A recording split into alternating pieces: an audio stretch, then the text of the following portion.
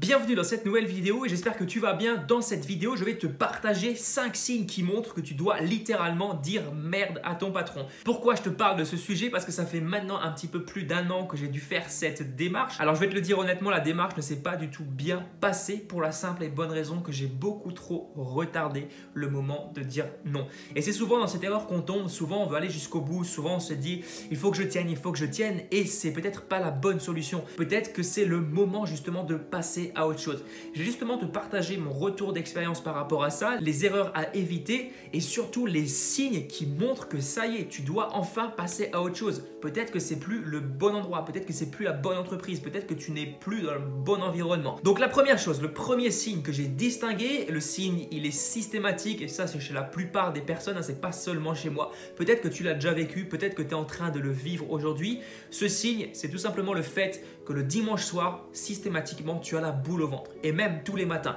La première étape, c'est le dimanche soir. La deuxième étape, c'est tous les matins et on va dire que la troisième étape, c'est quasiment toute la journée. Voilà. Bon, on va dire qu'en général, c'est pas toute la journée, mais si le dimanche soir, eh bien, tu as déjà la boule au ventre, tu es malade. Moi, ça a été mon cas. J'étais littéralement malade le dimanche soir. J'avais mal au ventre, je faisais des crises de foie. J'allais même voir plein de médecins pour savoir d'où ça venait et on me disait, il n'y a rien, il n'y a pas de problème. Donc automatiquement, je me disais, c'est psychologique et je culpabilisais un petit peu parce que je ne trouvais pas le fin fond du problème. Et en fait, le problème était tout simple. Le problème venait du travail. Je n'étais pas du tout bien dans mon travail. Je stressais avant d'aller au travail et ça me rendait malade. Ça, c'est un des premiers signes. Donc, je pars du signe le moins important au plus important, mais c'est quand même un signe à ne pas prendre à la légère parce que si tu ne le prends pas en compte dès le début, ta situation risque d'empirer au fur et à mesure. Le deuxième signe qui montre que tu n'es pas bien dans ton travail, c'est que tu commences tout simplement à devenir agressif et isolé de tes collègues.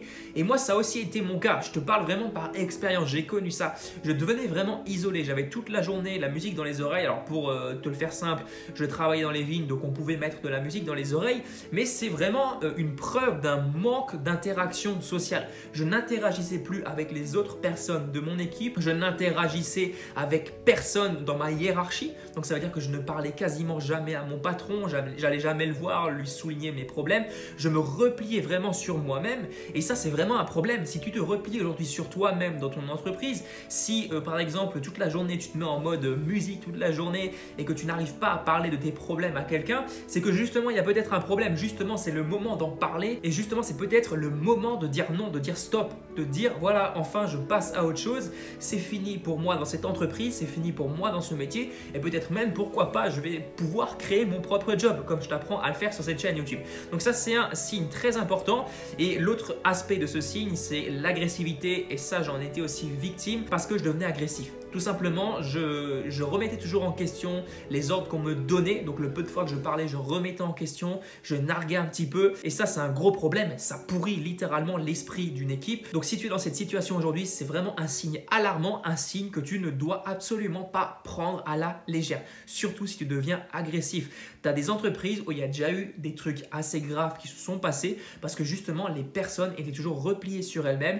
Elles n'arrivaient pas à parler des différents problèmes qu'elles avaient dans l'entreprise et ça a fini par des drames. Je t'en reparlerai à la fin de la vidéo, mais c'est très important de le prendre en compte. Bon, ce que je suis en train de te dire, c'est pas forcément encourageant, mais c'est quand même des choses qu'il faut prendre en compte. C'est quand même des choses qu'il faut absolument que tu analyses si aujourd'hui tu n'es pas bien dans ta vie de tous les jours. Ça peut venir de ça. Si aujourd'hui dans ta vie personnelle tu n'es pas bien, ça peut venir du travail. Moi honnêtement, je n'étais pas bien dans ma vie personnelle et avec du recul, je me rends compte en fait, ça venait de mon travail. Maintenant, je suis très bien dans ma vie personnelle pour la simple et bonne raison que je fais un travail que j'aime, un travail qui me plaît, un travail qui me passionne et j'ai plus le problème de me dire voilà demain matin il faut partir au travail pour travailler pour un patron, pour faire un travail que je n'aime pas, dans un environnement que je déteste. Bref, le troisième signe qui montre que tu dois quitter ton job, c'est par exemple, c'est un exemple bien concret qui arrivait chez moi personnellement, c'est que systématiquement tous les soirs en arrivant à la maison, je me jetais sur les jeux vidéo.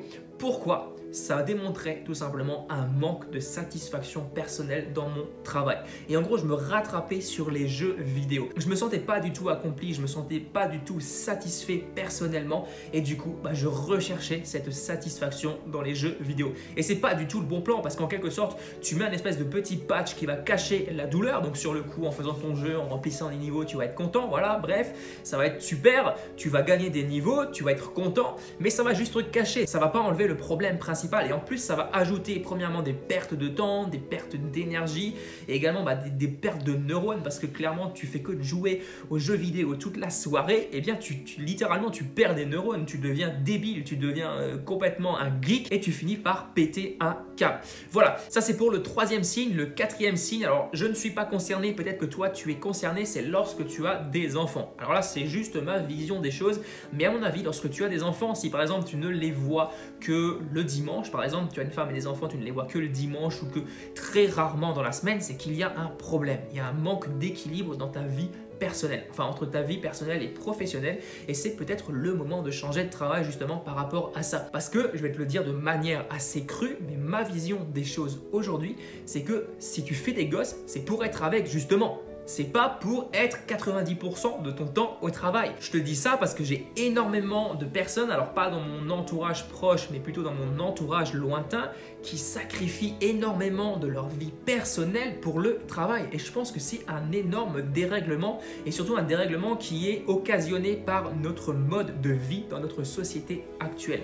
On passe vraiment des heures au travail pour vraiment faire un travail qu'on n'aime pas forcément et pour sacrifier vraiment tout ce qui nous tient le plus à cœur. Et ce qui nous tient le plus à cœur, en général, c'est la famille, les amis, etc. Ça, c'est pour le quatrième signe et je pense que c'est un signe très important parce qu'au bout d'un moment, tu finis aussi par péter un câble si tu n'es jamais avec tes proches. Le cinquième signe, c'est un des signes les plus alarmants, c'est quand toute la journée, tu es blindé de pensées négatives. Tu te sens toute la journée littéralement comme une merde. Tu te dis, je ne suis rien, je ne fais rien de bien, je n'arriverai jamais à progresser. En fait, tu as raison parce que tu ne peux pas progresser dans cette situation.